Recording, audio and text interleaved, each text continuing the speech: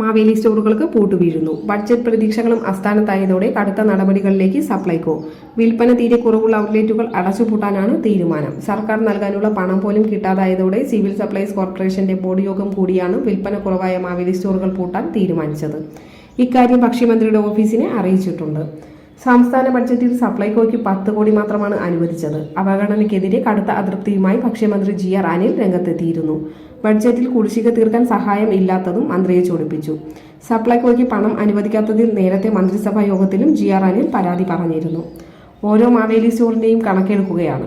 10 കോടി വരെ പ്രതിദിന വിറ്റുവരവ് നടന്ന സപ്ലൈകോ ഔട്ട്ലെറ്റുകളിൽ ഇപ്പോൾ 2 മുതൽ 2.25 കോടിയുടെ കച്ചവടമാണ് നടക്കുന്നത്. ആകെ 1630 ഔട്ട്ലെറ്റുകളാണ് ഉള്ളത്. സൂപ്പർ മാർക്കറ്റുകൾ പുതുതായി ആരംഭിക്കുന്നതോടൊപ്പം മാളുകളിൽ ഔട്ട്ലെറ്റ് തുടങ്ങാനും സപ്ലൈകോയ്ക്ക് പദ്ധതിയുണ്ട്. കേരള സംസ്ഥാന സിവിൽ സപ്ലൈസ് കോർപ്പറേഷന്റെ ഒരു സംരംഭമാണ് മാവേലി സ്റ്റോർ.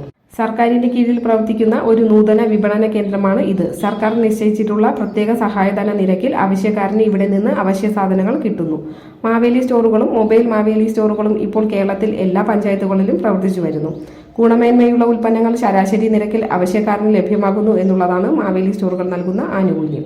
മാവേലി സ്റ്റോറുകളുടെ വിപണി കൂടുതൽ സജീവമാകുന്നത് ഉത്സവ കാലഘട്ടങ്ങളിലാണ്. ഓണം, ക്രിസ്തുമസ്, റംസാൻ തുടങ്ങിയ ഉത്സവ കാലഘട്ടങ്ങളിൽ അവശ്യ സാധനങ്ങളുടെ വിലവർദ്ധനവ് സാധാരണമാണ്.